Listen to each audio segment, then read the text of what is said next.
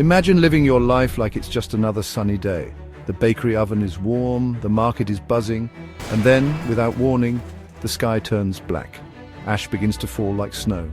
A strange stillness hung heavy in the air. Within hours, an entire city vanishes, frozen in time for 2,000 years.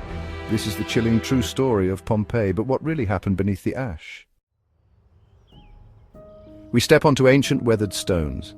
These are the very streets of Pompeii, worn smooth by countless feet over centuries, by chariots, by sandals, by hurried, fearful steps. You can almost hear the echoes if you listen. The distant chatter of 1,000 voices, the clatter of tools from busy workshops, the faint, joyful laughter of children at play. Look around you at what remains. Shops stand open to the elements, their stone counters still remarkably there. Bakeries with their large domed ovens, wine bars called thermopolia with their clay jars. It's as if the owners just stepped away, for a brief moment expecting to return, but they never did. Their lives interrupted, forever. We are walking through a city, not just ruins, a city captured on its very last day. We arrive now at the Forum of Pompeii. This was the very heart of the ancient city, a vast, impressive open space paved with stone.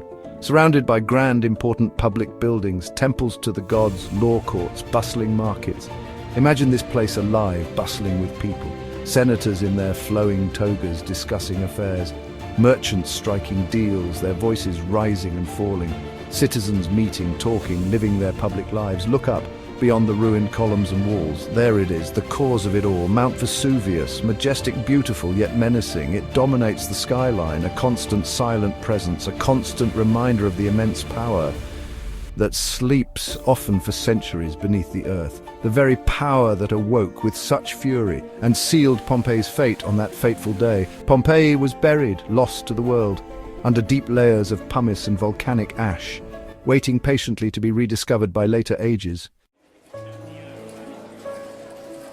Now, let's step into another world entirely, the world of Roman baths, a cornerstone of their life. We enter the Stabian Baths, a sprawling complex, one of the oldest public bathhouses in the city. These were not just places for simple washing. They were important social hubs, centers of activity, places to relax, to meet friends, to gossip, to exercise the body and refresh the mind. Imagine the steam rising thickly in the air, the constant sound of splashing water, echoing. Romans moved through a sequence of different rooms, the tepidarium filled with warm, pleasant air, the caldarium for hot baths and cleansing steam, then the frigidarium for an invigorating cold plunge. This was a ritual of cleansing and well-being, a cherished part of daily Roman existence. The baths reveal so much to us about Roman daily life and their social customs. We now seek out a private dwelling, a home, the famous House of the Veti, home to two wealthy brothers, Aulus Vettius Conviva and Aulus Vettius Restitutus. Former slaves, it's believed, who made their fortune. This grand domus, their residence, clearly shows their status, their aspirations for a comfortable, elegant life, their discerning taste for the finer things. It is a remarkable window into Roman domestic affluence. We enter through the fauces, the narrow entrance hall, into the spacious atrium, the main reception area. Light streams down from an opening in the roof, the compluvium designed to catch rainwater. This was the traditional heart of the Roman home, where important guests were formally received and where much of family life was centered. But the real treasures of this house are on its walls. The frescoes, so many of them. Vivid, astonishing colors, miraculously preserved for millennia. Prepare yourself now for a different kind of spectacle. A place of noise and dust and raw emotion. We approach the amphitheater of Pompeii, an immense structure, one of the oldest surviving Roman amphitheaters anywhere in the world. A pioneering piece of architecture. It could hold an incredible 20,000 people, almost the entire population of the city itself, and many more from the surrounding towns and villages. Picture the scene on a games day. The stone stands packed tight with eager spectators, the deafening roar of the excited crowd. Gladiators would fight, often to the death, man against wild beast, imported for the slaughter. This was Roman entertainment, raw and visceral, a public display of power, of martial skill, of life and death. There is a part of Pompeii, a collection of forms that speaks most profoundly, most directly of the tragedy. The plaster casts of the victims of Vesuvius. These are not statues carved by artists. They are something far more poignant, far more real. They are the spaces left in the hardened ash by the bodies of people and animals as they decompose slowly over the centuries. Archaeologists in the 19th century made a discovery. They found these strange voids in the layers of ash. They carefully, ingeniously poured liquid plaster into them, creating these haunting, incredibly detailed forms. People captured in their very final moments, huddled together perhaps for comfort or protection, lying where they fell, overcome by the fumes, trying to shield their faces from the suffocating ash. We must approach these silent figures with deep respect. They are a direct, tangible link to the past, to the human cost of this devastating disaster. A mother comforts her child, a final embrace. A man is curled in on himself in agony. Each one tells a silent, heartbreaking story of fear, of desperation, of enduring love. These silent witnesses are incredibly powerful. Your journey to Pompeii. Tips for the traveler. If you plan to walk these ancient storied streets, a few practical tips will greatly help your visit. Pompeii is vast, a sprawling archaeological park, much larger than you might initially imagine. So wear comfortable, sensible shoes. It's essential. Strong, sturdy footwear with good grip. The original Roman roads are uneven and challenging. The ancient cobblestones can be tricky underfoot. The Italian sun can be surprisingly fierce, especially during the long summer months.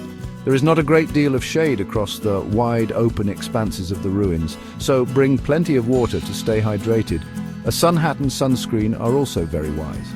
Staying hydrated and protected from the sun is key to enjoying your exploration fully and safely.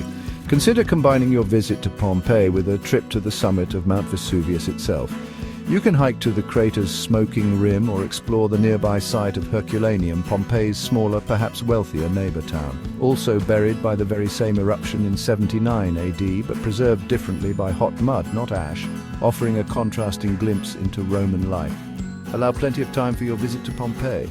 At least half a day is recommended as a minimum. For arranging insightful guided tours of the site, or for finding a comfortable place to stay nearby in the bustling city of Naples or charming Sorrento, check the description below for links to help save you time and money. A good, knowledgeable guide can truly bring Pompeii to life, unlocking hidden secrets you might otherwise miss and helping you navigate this vast, sprawling site. Consider these options to enhance your experience.